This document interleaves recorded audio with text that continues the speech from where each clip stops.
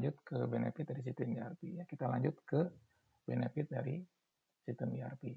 Apa sih keuntungan yang diperoleh ketika sebuah perusahaan atau organisasi itu mengimplementasikan sistem ERP?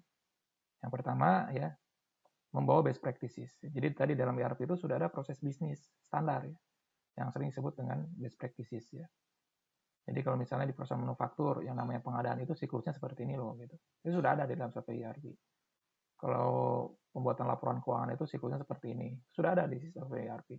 Kalau proses penjualan itu siklusnya seperti ini. Proses bisnisnya seperti ini sudah ada. Itu disebut dengan best practices. Nah, sehingga perusahaan yang mengimplementasikan ERP itu dia bisa mengadopsi best practices tersebut di perusahaannya. Ya. Walaupun nanti bisa di custom ya sesuai dengan kebutuhan karena setiap perusahaan itu memiliki kekhasan ya. Sehingga ada tambahan-tambahan ataupun pengurangan ya dari best practices yang dibawa oleh sistem ERP. Kemudian integrasi ya. Tadi ya dengan adanya satu data yang kemudian bisa digunakan oleh semua fungsi ya. Sehingga data tadi menghindari adanya duplikasi ya. Kemudian menghindari adanya kesalahan ya.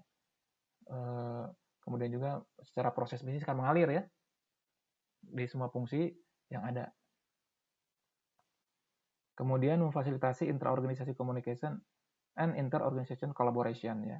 Karena proses itu mengalir ya, proses bisnis mengalir, aliran informasi dan proses itu mengalir di semua fungsi-fungsi perusahaan, itu memfasilitasi komunikasi di dalam perusahaan ya, secara real time. Kemudian dengan data-data yang valid ya, karena menggunakan data yang sama. Kemudian juga kolaborasi dengan eksternal ya, dengan menggunakan misalnya aplikasi enterprise yang lain, ataupun bisa jadi dengan menggunakan aplikasi ERP itu. Dari pihak eksternal misalnya bisa mengetahui ya,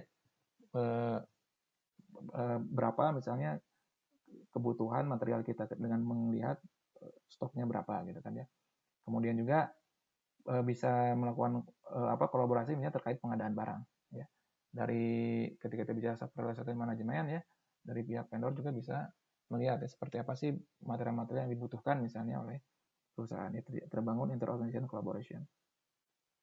Kemudian real time information. Tadi ketika ada satu update ya di satu data, maka data itu akan mengupdate juga data-data yang lain. Ketika ada penerimaan barang ya, maka otomatis akan mengupdate juga stoknya berapa, value-nya berapa gitu kan ya.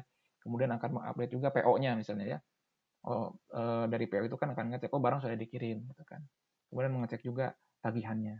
Jadi online real time information. Kemudian memfasilitasi BPR. Jadi ketika akan ada proses bisnis engineering ya, ada perubahan proses bisnis ya, sesuai dengan umumnya sesuai dengan proses bisnis standar ya. Nah, dengan sistem ERP itu terfasilitasi ya, karena di situ sudah ada proses-proses bisnis standar yang dia lintas fungsi. Ini kesulitan kalau misalnya kita tidak menggunakan sistem terintegrasi ya, karena misalnya kan proses bisnis itu lintas fungsi ya, di proses engineering. Kita bicara tadi proses bisnis itu lintas fungsi. Proses bisnis penjualan itu bukan hanya terkait dengan bagian penjualan, tapi juga terkait juga dengan bagian gudang, terkait juga dengan bagian keuangan, terkait juga dengan bagian produksi, bagian pengadaan, itu bagian distribusi ya. Nah, ketika kita melakukan rekayasa proses bisnis ya, akan kesulitan ya, kalau tidak dibantu dengan sistem informasi yang terintegrasi. Kemudian mengotomasi semua proses ya, oriented dan lebih efisien ya, karena tadi tidak ada duplikasi satu entry ya, dan itu data bisa digunakan oleh semua ya. Kemudian otomatis ya, ketika data datang, misalnya ketika good receive otomatis terupdate semua.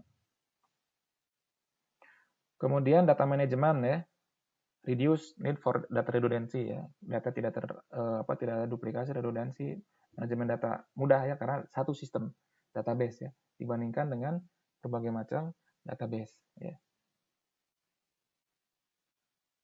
Kemudian mengurangi ya cycle time ya, termasuk juga fulfillment cycle time ya, waktu pemenuhan ya atau pemenuhan kebutuhan customer lebih cepat, karena kita bisa menentukan ya, barang yang dibutuhkan bisa dipenuhi dalam jangka waktu sekian secara lebih tepat ya.